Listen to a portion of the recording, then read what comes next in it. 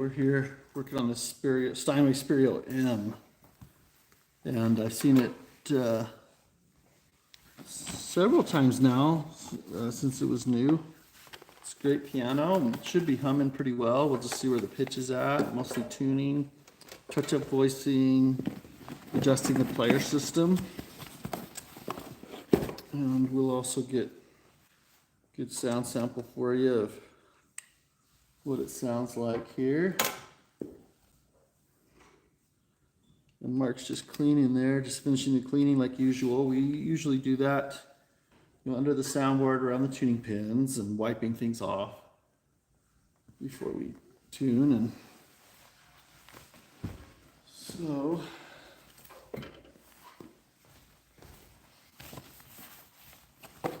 so I don't expect anything out of the ordinary, but I will go about it slightly differently here as we work on this. Mark's cleaning through the strings on the soundboard, and we're pretty much done with the cleaning, right, Mark? Pretty close. Yeah. So get on the tuning pins. This Spirio is one of the first generation kind of that Steinway came out with. I'll go ahead and kind of show you. It's got a, you can identify one of the earlier Spirios by this silver power supply. If it's a newer one, it'll be black, okay, and it'll be a computer down there. This is a power supply with a few circuit boards in it to drive things. And there's the solenoids for the pedals. They operate the pedals. One thing I like about this system while Mark's finishing up there is it's different from a player system that someone would install aftermarket, in that, look, you can operate the left pedal, and this is backwards because I'm under the piano upside down. That'll shift the action, the una corda pedal, the sostenuto, and the sustain. But look here we have a separate arm for the sustain pedal that'll operate independent of the acoustic pedal, okay? Same thing with this one. This una corda pedal will operate independent of the acoustic mechanism. So it doesn't change the feel of the pedaling, and it allows the dampers to work really well and still be controlled by a player system. So it's really great that way. There is something a little bit weird though. I shouldn't be seeing this going like this. So we're going to see what that's doing here in a minute. In fact, I might even check that first, since that's a newer part that I put on here. So I'm actually going to be working under the piano here for a bit. So I'm going to keep this down underneath.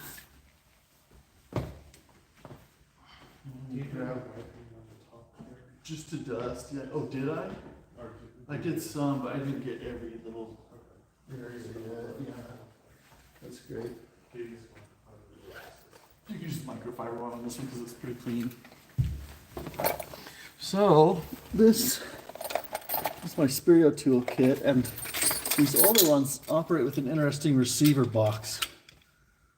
This is, I mean, I don't have to do this with the newer versions, but this will plug into the power supply and driver boards and whatnot, and it's basically a receiver for this little remote that I have here. So I'm going to see what's going on with the sustain pedal here, because right now it's just loose. And it shouldn't be that way. In fact, I'm pretty confused here what happened. So I need to figure that out.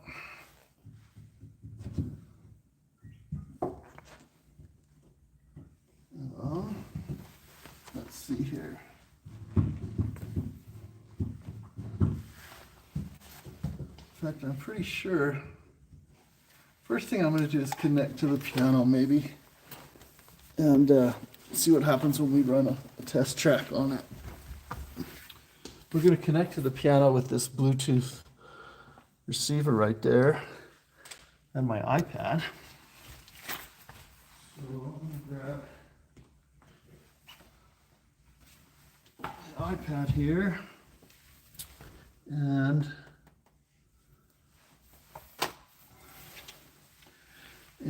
for this one, it connects through the iPad settings. So we're going to go into the Bluetooth of the iPad. There's another piano I was servicing earlier today. We forget that device. I push the button to pair it. And there this piano now shows up on the iPad to connect. I'm going to connect it. And then we're going to go back into the Spirio app, which is a great interface. I'll make sure the signal's all the way up. Then I'm just going to run a test track, which is probably going to not work so great.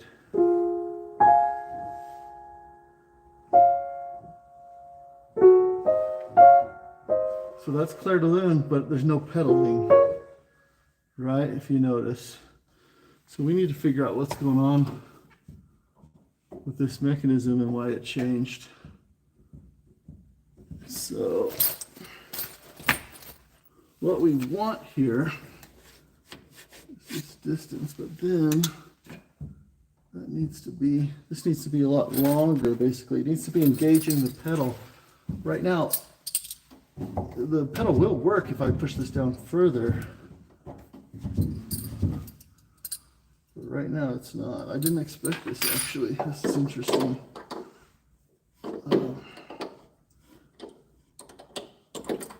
What we may be dealing with is that this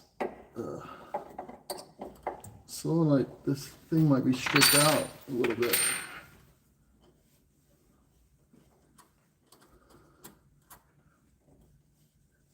Let's see what happened to it here. It should be fine.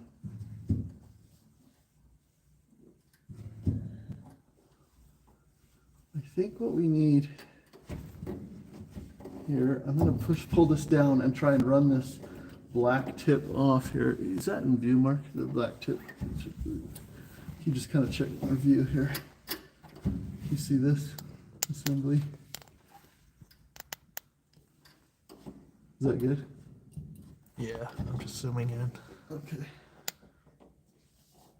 All right, let's see if this is at the end of the threads or something, and so it didn't work right. No, it's not though. There's plenty of threading left. So I'm wondering if someone else serviced the piano or something. I can't figure out what would have happened. Other than that, and that maybe a tuner didn't know how to adjust this properly. So let's find out. Let's get this. So now I've lengthened this basically so that it'll engage the pedal sooner. Oops, I'm gonna tighten that down. Just as a test. And now that should be just about right. I'm going to run a pedal calibration. I got to use this nice trusty remote and my little receiver box here. And it's going to run the pedal and measure the distance of the throw. And then it'll approximate it just to, so here, measuring the distance. Then it'll approximate it and put it right where the damper should be just lifting. And we're going to see if that's, so here it goes. Mark, can you go hit cluster of keys in the middle? So right now it moved down, it should be. So we hear it ringing a little bit. And it's ringing a little too long. So I need to adjust this tip just a little more dry. So I'm making this a little shorter, but probably not that much shorter. Because we want to be able to duplicate whatever pedaling the person recorded on. Can you hit that cluster again, Mark? Just short, just light and short. A few different places in the piano in the middle. Bong, bong, bong, like that. Yeah, it doesn't have to be that heavy, so let's just see what it does. So now if I play our test track of Clair de Lune, there was no pedal before, but we'll see if it works now. Now it's pedaling. But I'm going to see if the pedal's too wet. It sounds pretty good to me so far.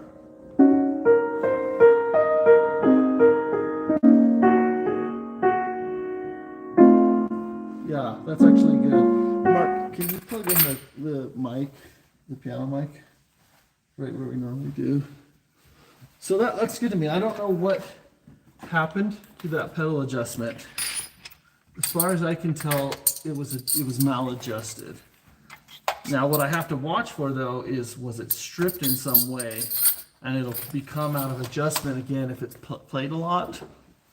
So I might do some test tracks here to kind of determine that.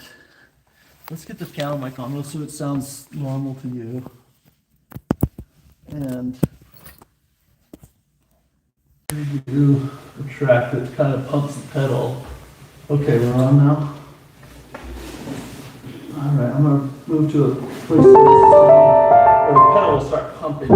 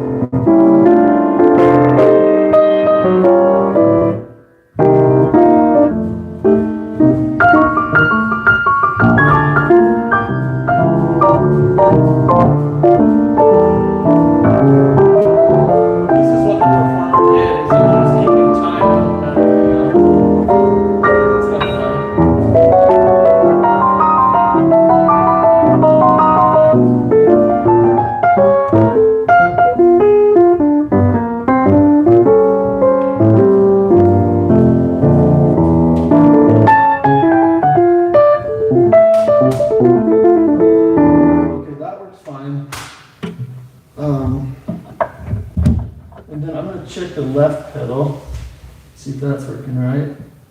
It's going to kind of do a similar thing. This is the solenoid that operates the shift lever under there independently of the foot pedal. So it moves it down to measure it.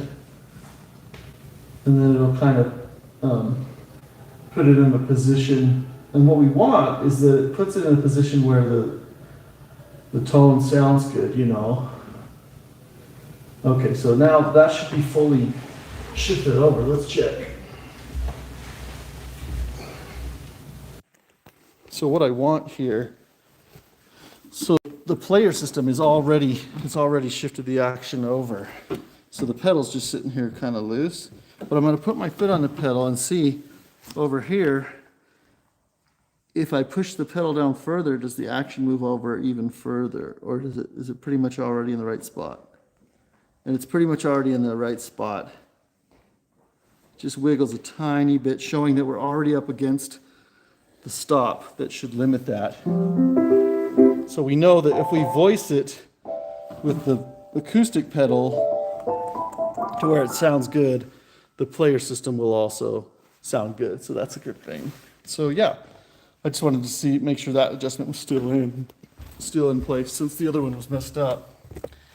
And I'm going to go ahead and hit OK on my receiver, and then that'll put that normal. We'll go ahead and tune it, and it's sounding pretty good, but my guess is, based on all the other pianos I've done today, that it'll be a little bit flat, but let's check that out. Okay.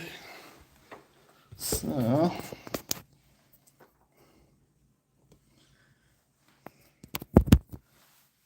okay, let's see where we're at.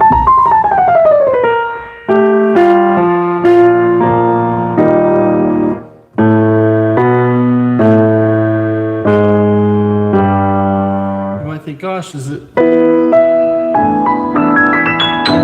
need to be tuned, right? You might think, but yeah, it needs to be tuned.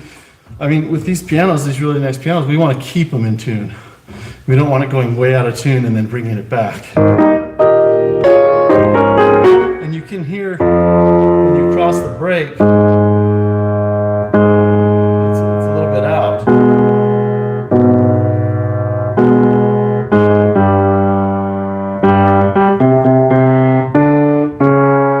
But not much.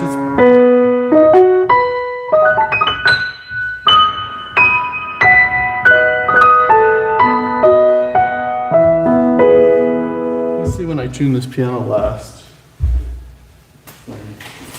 Phone. Oh, it's plugged in over here. Let me see.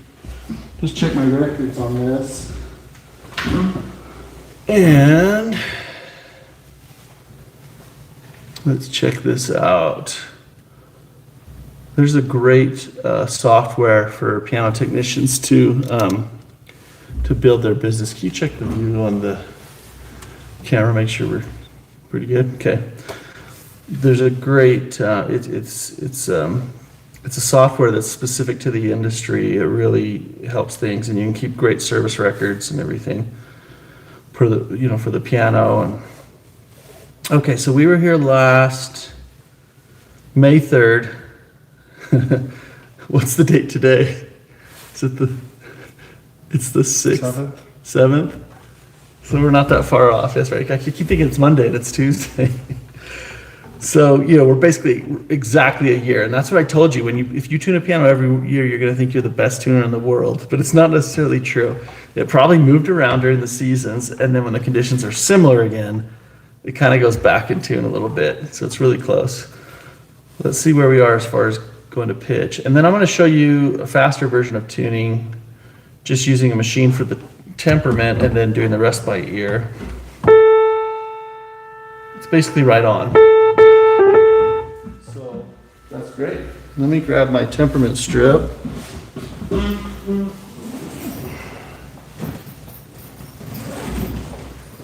when I say the piano's right on, I mean A4 is right on, but I can hear that some of the octaves have kind of wandered. So treble sounds pretty good, but crossing the break into the bass, it doesn't sound quite as clean. So we'll clean that up and we'll check the voicing, make sure the player's working again, and I'll have to just watch that solenoid. I'm not sure how that got so far out of adjustment.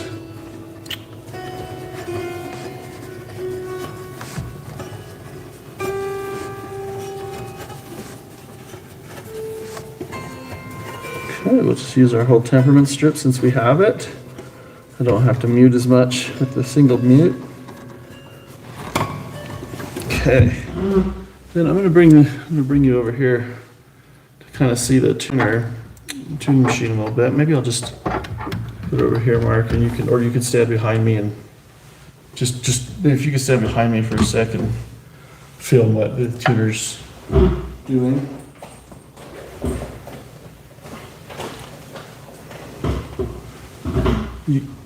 Like so that they can read it, like so maybe on this other side, so they can actually read what it says. Okay, so I'm going to go into this fine tuning mode here. It's right on. I don't need to change that note. I'm just going to tune the temperament notes really quick.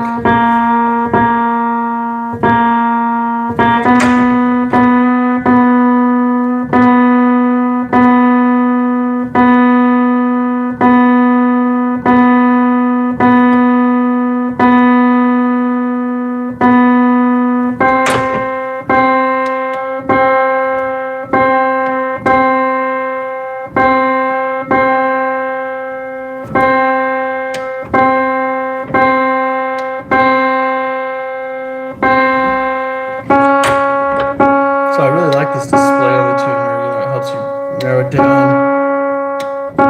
If the red things are still, then it's really on, right?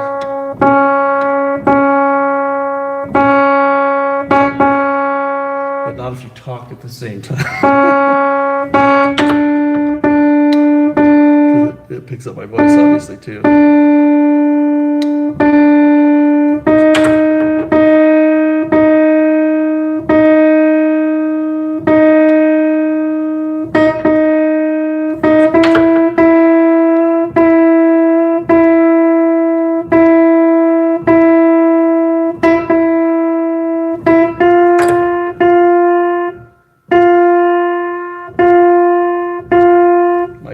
tuner wants to keep jumping to an octave above. That must mean that harmonic's really loud. So I'm forcing it. So I'm going to force it down.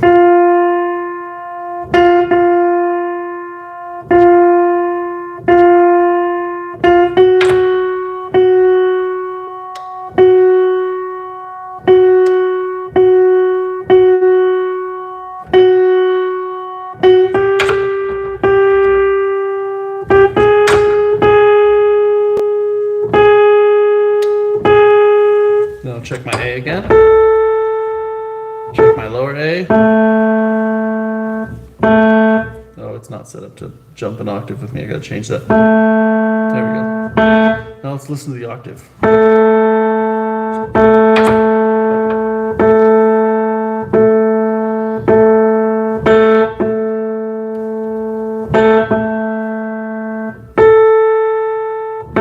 I tweaked it just a tiny bit and it sounds more pure, but it was like within the realm of 0.3 cents. So now I'm just gonna listen to my temperament. I'll turn the machine off.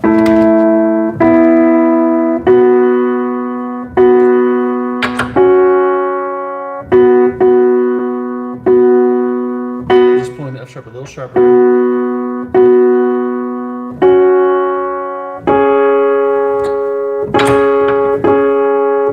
I want the fifth to sound pretty smooth and the fourth to beat like.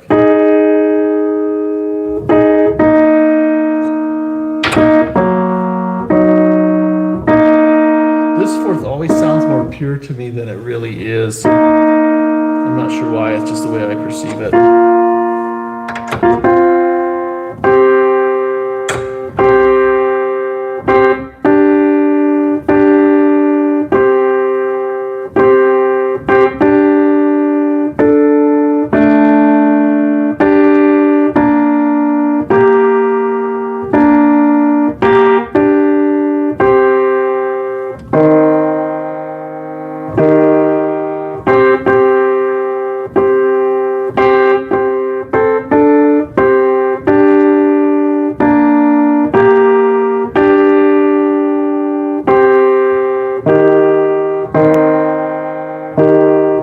So just a couple tweaks, you know, right? Like raise that a little bit, raise that a little bit, just to make the fifth sound a little more clean. And I kind of always check it with other checks to make sure, okay, if I moved it that direction, would it help things rather than mess something else up? So now we've got.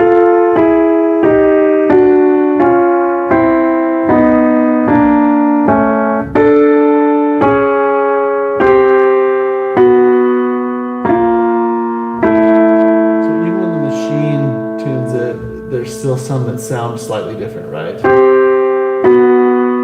And part of that's just kind of the nature of the tone. When you play even a single string, sometimes the pitch moves around a little bit throughout the decay. You know, so you have to, like, I have to decide. So your voice isn't very audible. Oh, it's not? Unless I have the piano spot. The mic's upside down. As I'm playing too. Well, let's turn the mic the right side up. Let's see if that makes a difference. Okay. Plus, I could probably talk louder. If that's, I hope that's better for my voice. Sorry.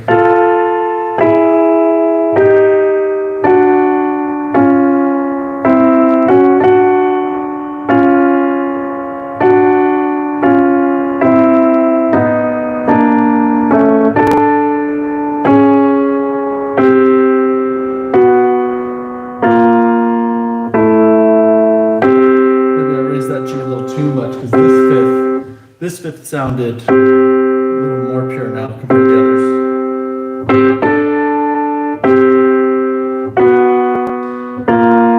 But this fifth sounds a little bit, just there's some activity there.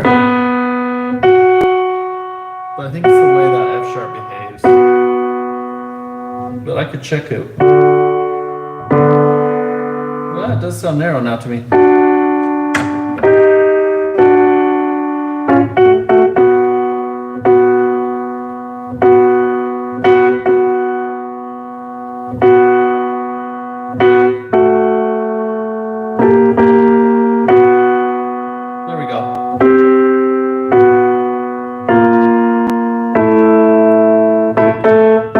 for the temperament, it's not like the machines, it's not because necessarily the machine tuned it wrong. It's our interpretation of the display and when we make the call when it's right, or, and even just subtle differences. If we have subtle differences going in divergent directions, we can end up with an interval that doesn't quite sound as good, but with our ear, we can spot it right away. So is that any better though with the audio? You can go ahead and jump out, yeah.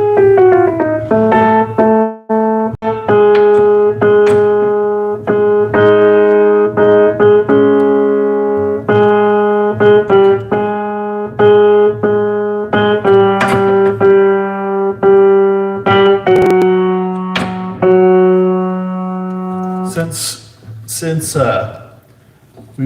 this will go a little faster, I have time to kind of explain.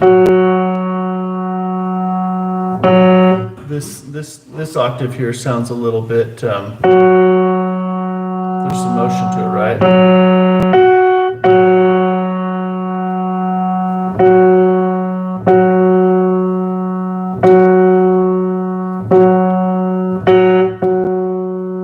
Now, do you hear that clean up?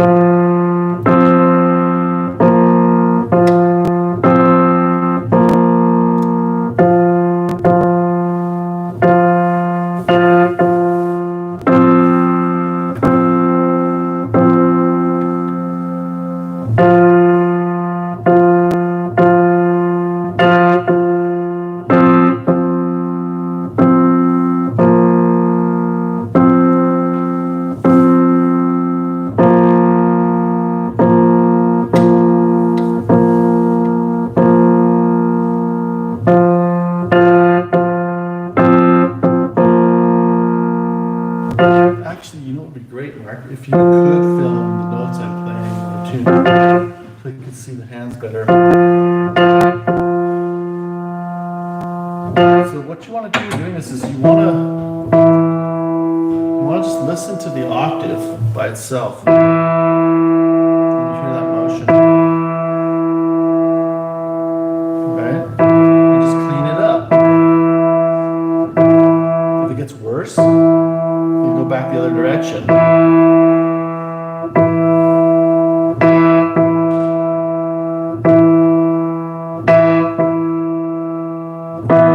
So when you're pretty sure you've got it really pure, then check the fifth. It should be like that, really pure. And the fourth.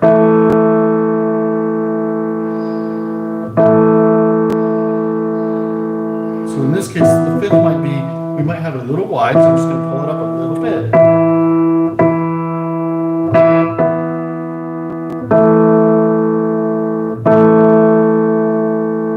There, now the fourth is about a beat a second. Maybe even a little slower. The octave sounds good. And the fifth sounds good. And the fourth is a little busy. And that triangulates that note so that that's the best place for it.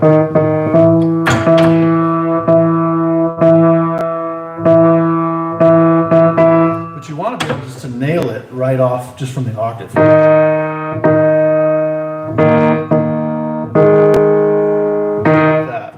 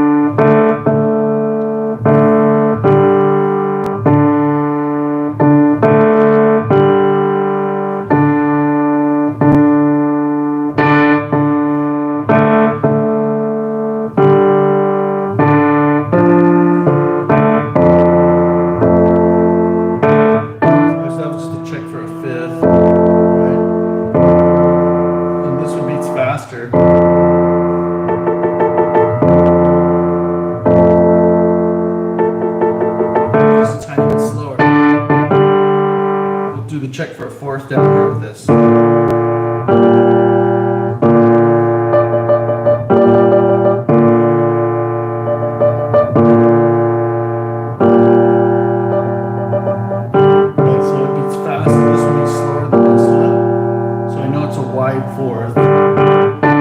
And the octave sounds really clean, so you know like it's there. Okay, let's take one.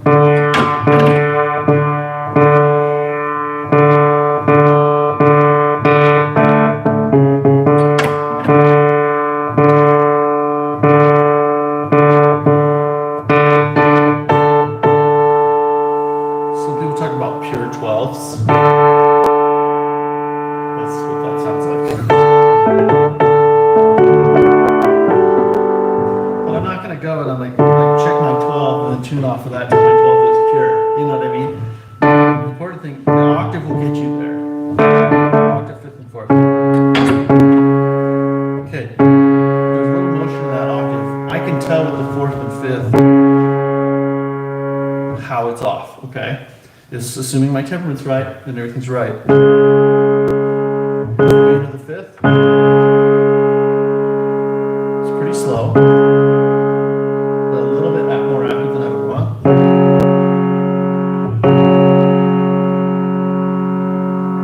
The fourth is too inactive, so I'm going to do the check for a fourth. I'm listening up here.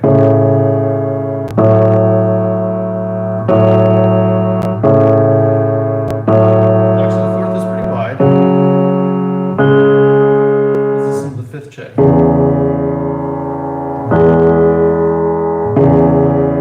one's slower than this one, which means that this note's gone flat beyond pure. And we need this to be, we want it to be pure or slightly narrow of pure or close to pure in this area. And the octave doesn't sound good, right? So my fourth told me that it was pretty wide. My fifth told me that it was wide. And my octave told me that it didn't sound very good. Okay, so let's see if we can make all those things happy. Just pulling it up a little bit.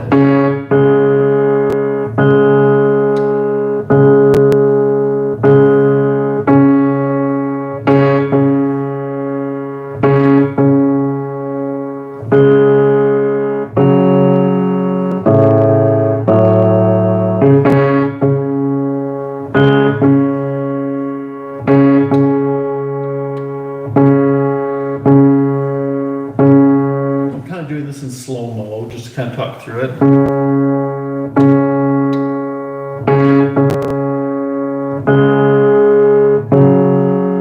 Okay, so here the octave in a way sounds really pure,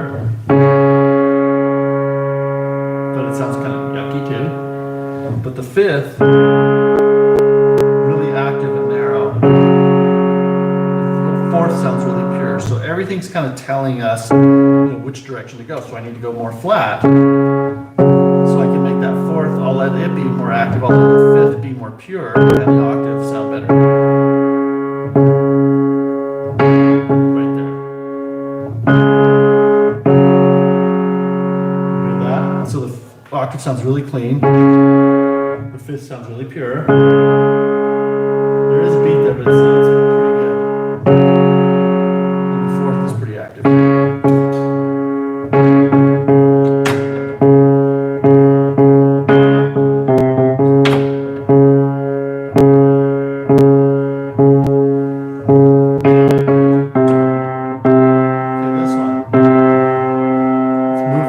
Sounds pretty gross, right?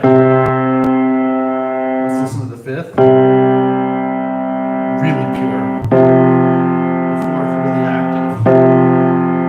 So this is telling me the fourth is wide, so I need to bring that C up to make the fourth more pure. The fifth can afford to be a little more active, and it should clean up that octave. Octave sounds clean. Fifth is pretty active. So we need to compromise. I'm going to bring it down just a little bit.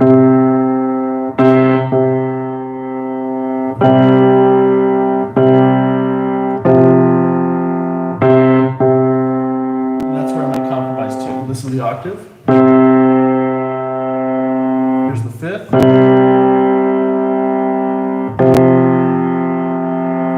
fifth and the fourth sound more consistent with what we were doing in the temperament. And the octave sounds good. Oh, lo and behold, a pure 12, you know. It's just gonna work out that way if you make it sound good. Now I'm not gonna fuss over that. I'm just gonna move it around until the octave sounds good.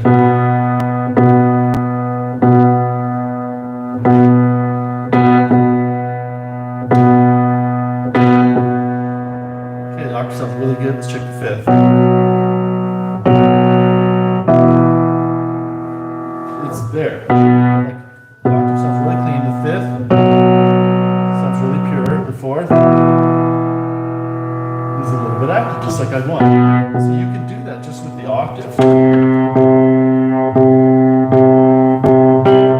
The fewer checks you use, the better off you are.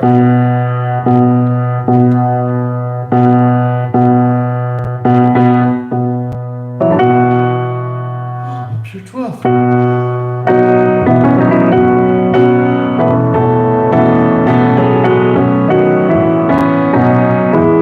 Just cleans it up to like razor sharp tuning versus just a little bit out.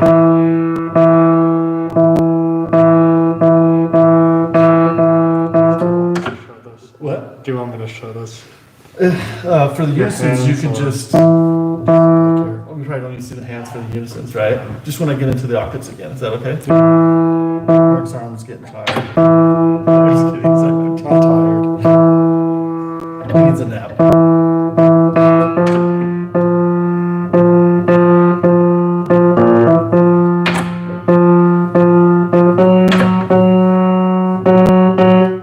Is audio good? Did anyone say? Nobody mentioned anything after.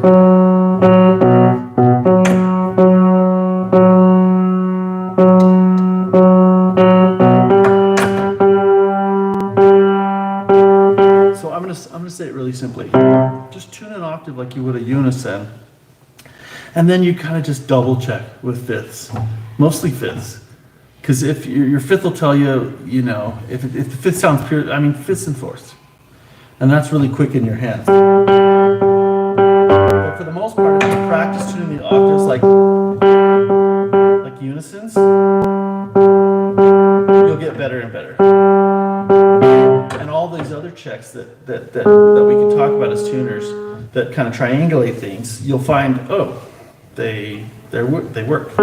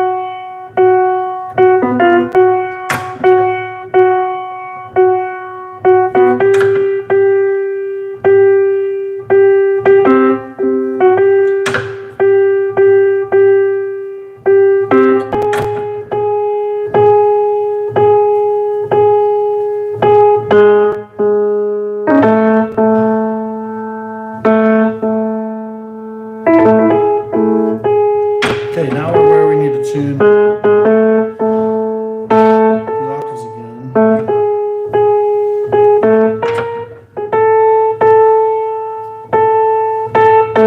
If you want, you could run the wire. You can get on the other side. That's probably easier, huh? We can run our mic wire that way.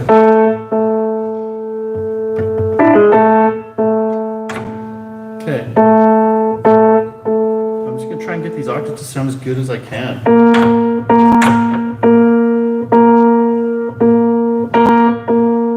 So I say, okay, that sounds pretty good. How's the fifth? Pretty pure. The fourth is more active, about twice as active. You hearing that, Mark? Too? So I move on.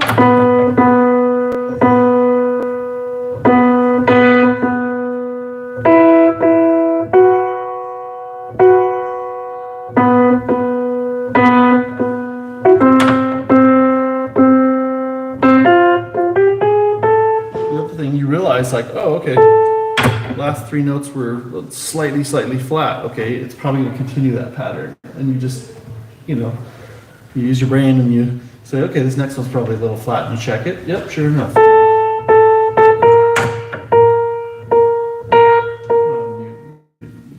The mute here.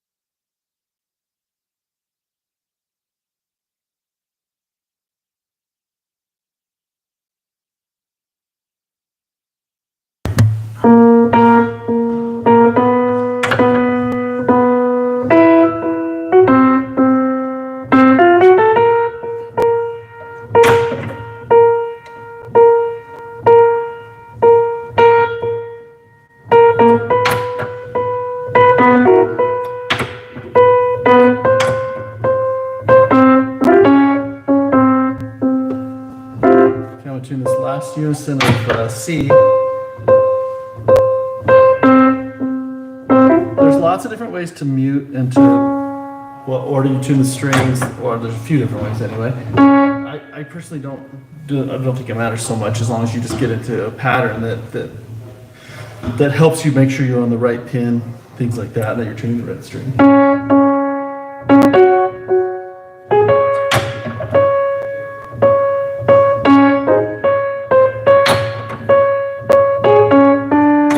Said that when we tune like this, it sounds like Star Wars. That's what the customer said. So we're gonna find a Star Wars track, hopefully on the player system.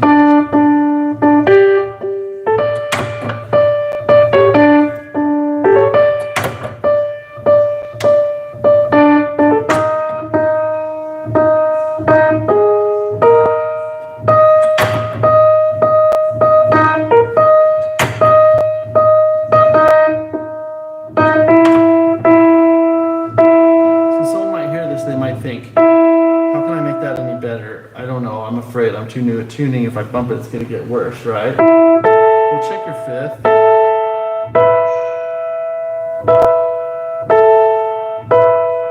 I think if you just nudge it just a little bit more sharp. Now it's better.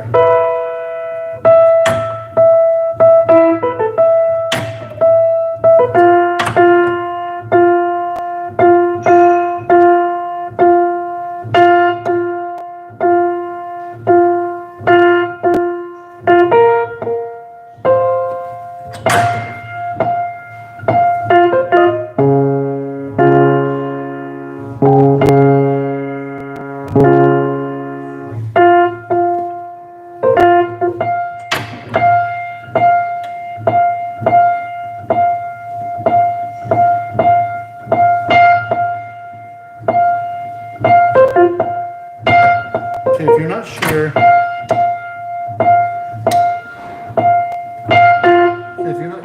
flat, sharp, whatever.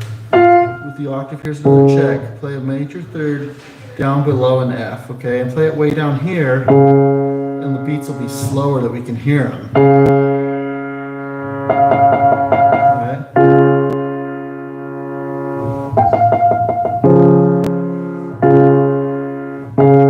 And you're listening to this pitch the whole time. So this is saying that I could afford to go sharper with this F, because this was a little bit slower. Let's see what it sounds like when I do that. I'm gonna go sharp till it's obvious.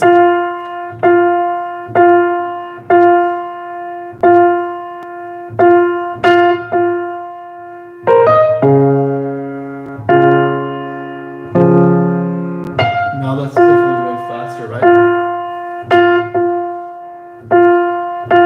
Right, so if I play it again. So it should kind of decelerate.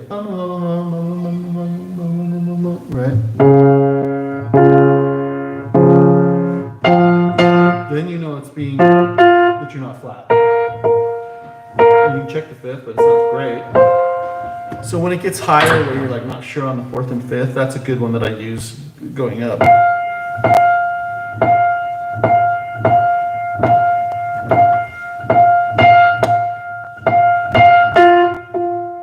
But another way to arrive there without a check, I'll show you in a sec.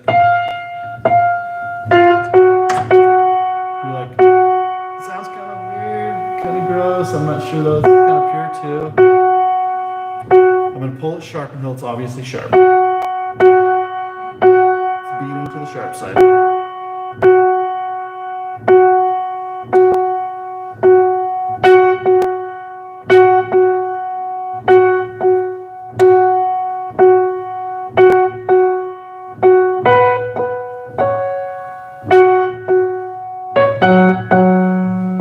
We can do this check. Yep, checks out.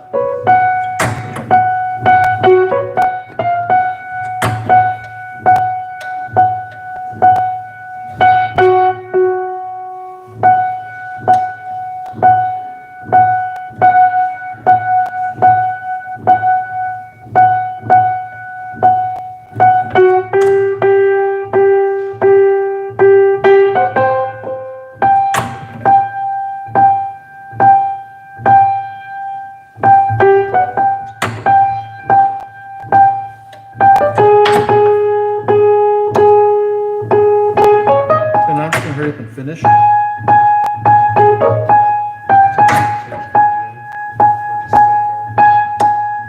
think it's good to see the hands.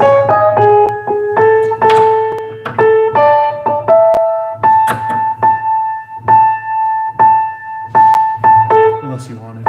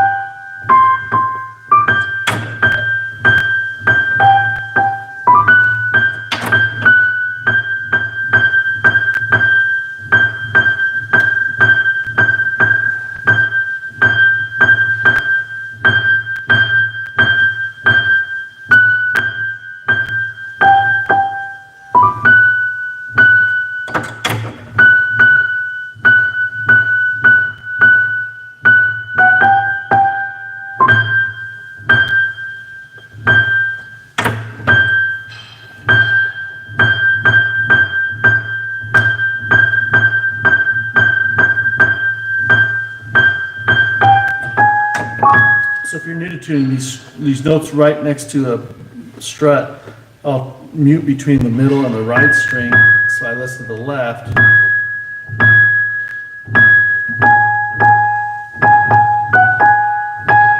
And then I'll move it over one, and then I tune the middle to the left.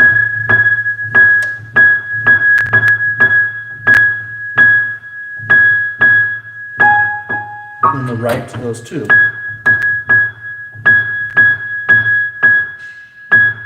Sometimes I'll check again the middle and the left.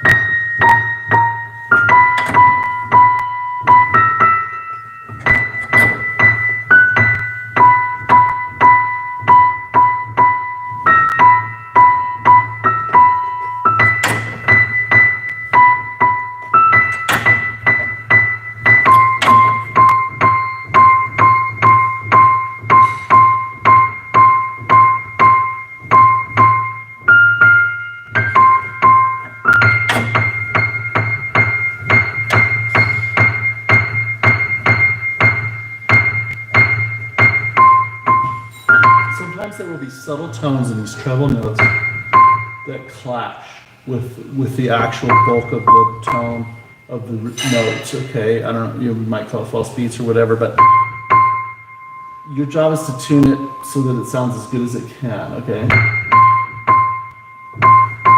Like, and you'll know because you think, oh, that sounds way sharp. What happens if I go flat? Now it sounds flat.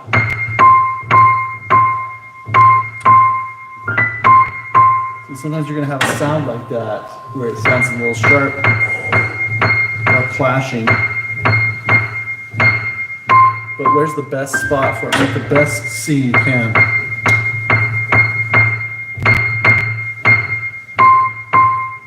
And you might find that once it's all tuned, you don't really hear that weirdness.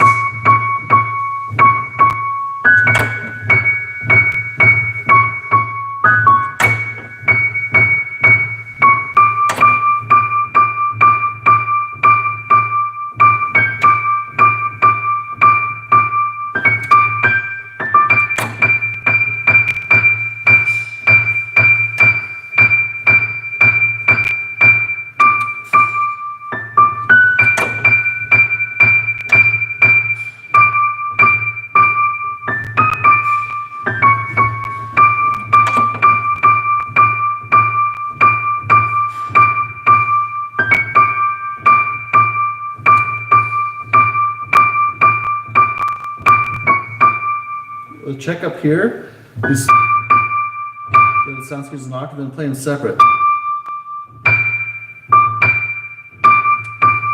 Make sure it doesn't sound flat on the top.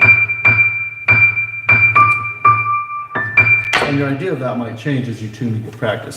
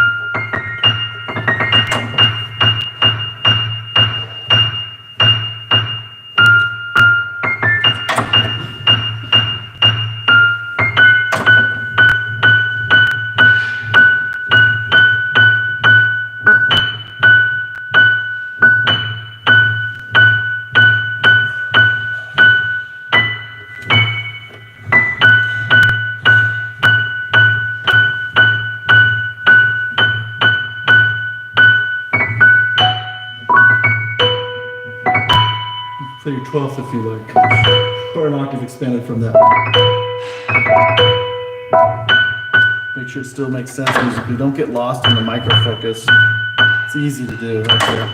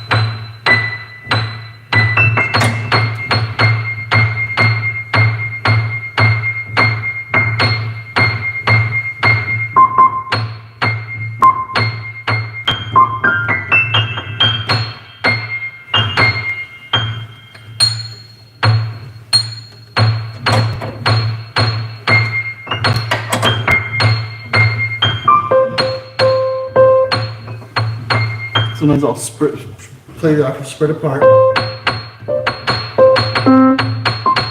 And then I just make a judgment call. Flat, sharp, good. If I think it sounds flat, I'll tweak it up. And I'll say, oh, I like that better. I'm gonna go with that.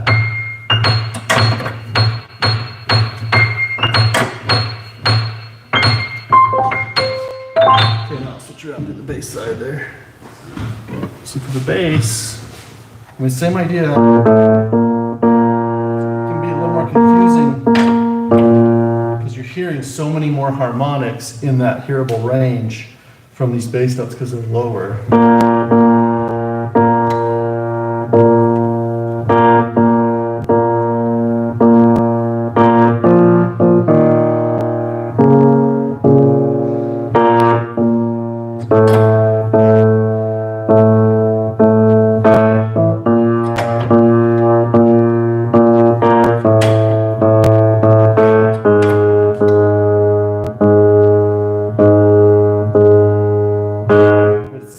Make the octave sound good.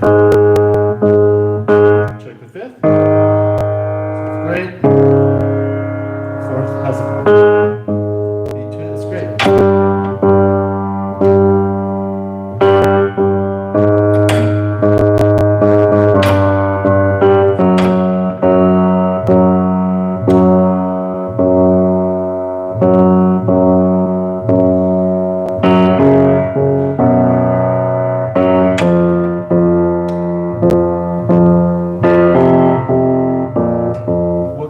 Is this?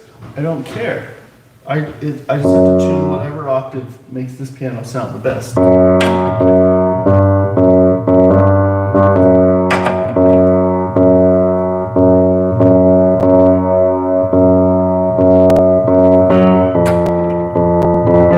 In this case, it's an expanded 6/3 octave.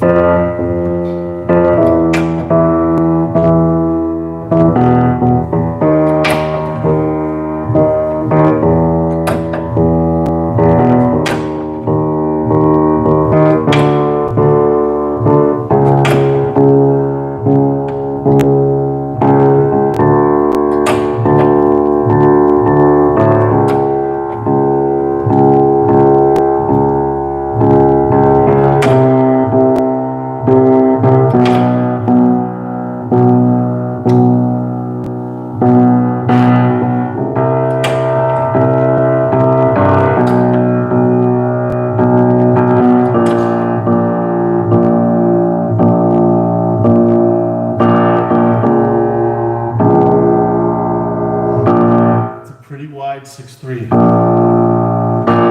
but that doesn't mean it sounds out of tune. It sounds as in tune as it can.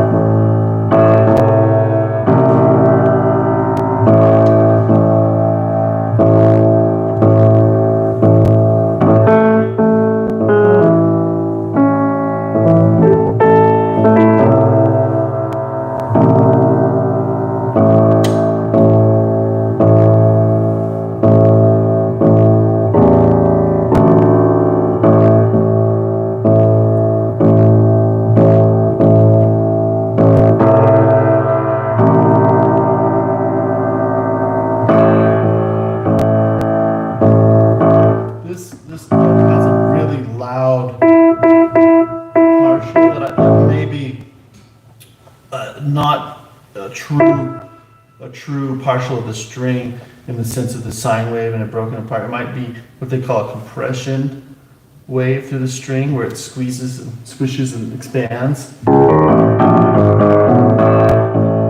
really matter. You just make it sound as good as you can. So.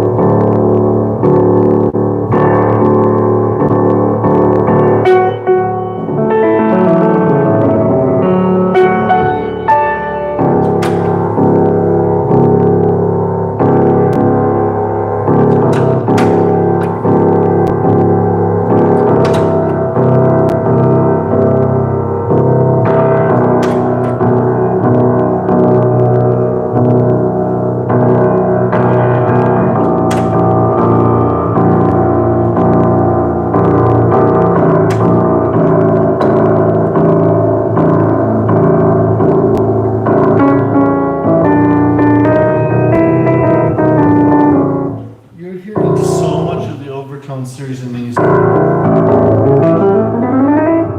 it gets very dissonant the higher it goes, and so that's why when you play these chords, it can be, is that out of tune, is it in tune, I don't know, but you just keep, does it symbolize a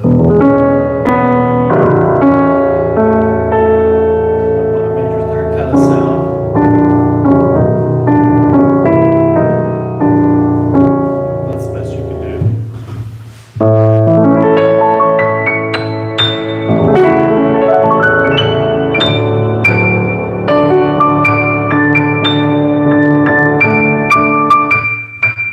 Fix that D, doesn't sound right to me.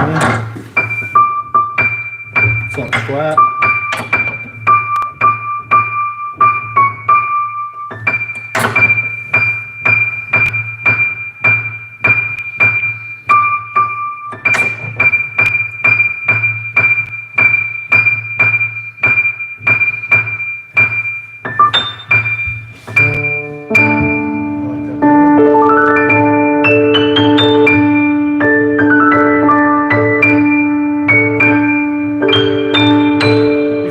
Because you hear a lot of tones. You're actually hearing a lot of tones that can clash, even when that note's as in tune as it can be.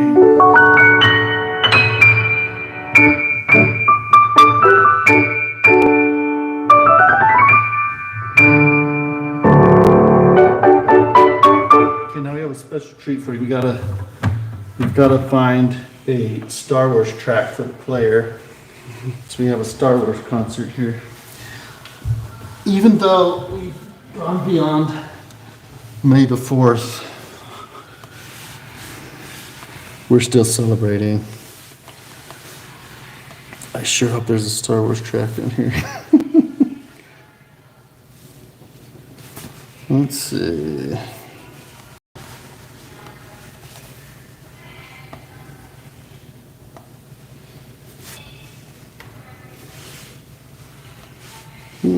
Do you know a good Star Wars arrangement?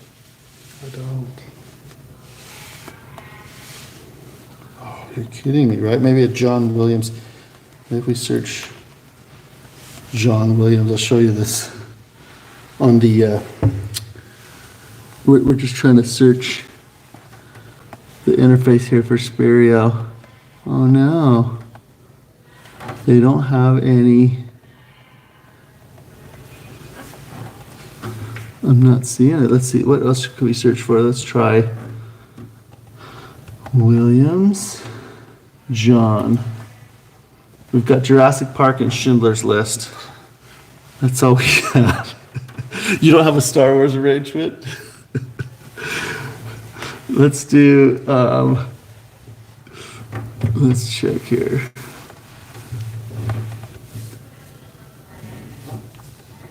That's too bad. Oh no. Well, let's see. Can you make something up, Mark? Let's see if I can. What key is it in? Doesn't matter. I always get Star Wars and Superman off. See, I can't there.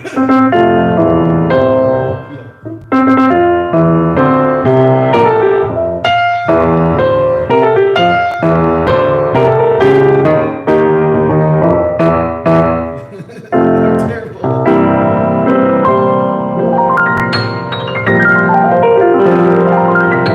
And I have to go spread the bad news that no one here can play Star Wars, not even the player system. But we're gonna do Jurassic Park. Let's do that. Let's do Jurassic Park. Okay. Here we go. Jurassic Park Suite.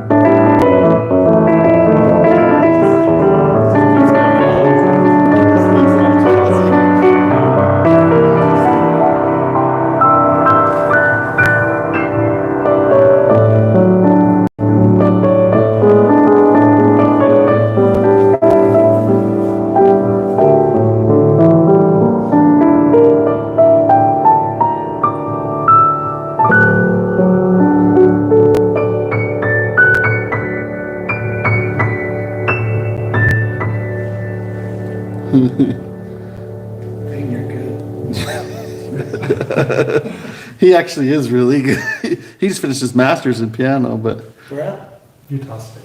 yeah, but So who did you take from there? well, I mean I didn't study it in college. I studied voice, but I just had regular teachers growing up. Any like in Utah County or? I grew up in California. Oh. And then I just, since I've worked on pianos, I get to hear a lot of master classes and things from concert pianists, so that's fun. And watch people like Mark. But yeah, the only other John Williams they have on here is Schindler's List. But anyway, let me see. Hans Zimmer. No, we're fine. Okay, you can just sit down if you want. So we have Wonder Woman. Do you know Wonder Woman? I don't even know if I know that theme. Let's see here.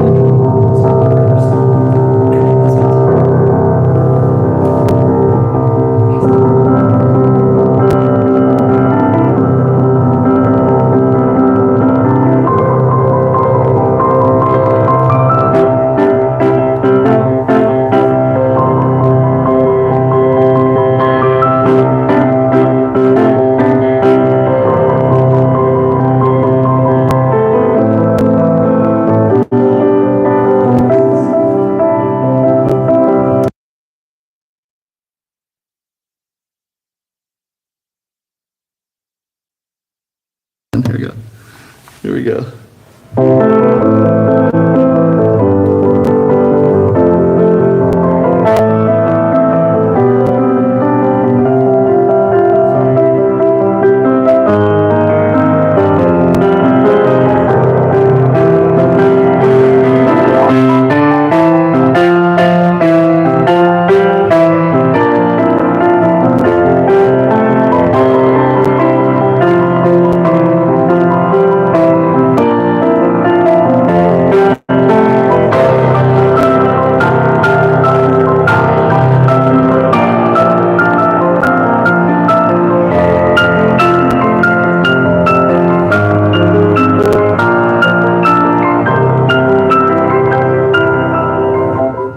Pretty cool, huh? That's really cool.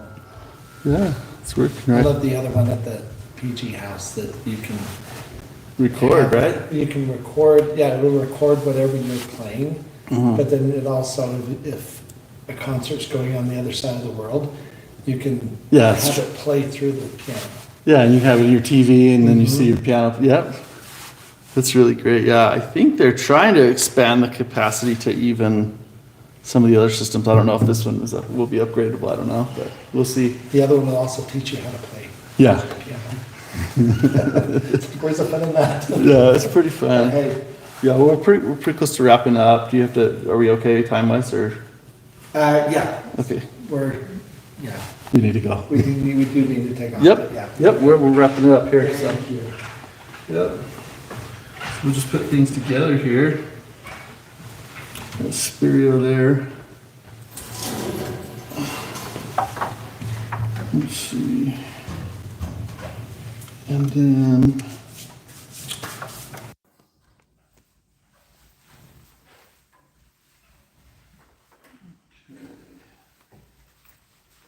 So we're just gonna pack things up, but I want to show you also the view of the mountains out of here. Just real careful here. Look at that. It's just a beautiful spring day here. And yeah, lots of fun with pianos. The sun is hitting. It's not great, but I mean, it was almost perfectly in tune after a year, so it must not be so bad. The windows must block a lot of that, what do you call that? Ultraviolet, right? The ultraviolet rays. But anyway, thanks for joining in. We'll go ahead and wrap it up, and we'll see you next episode.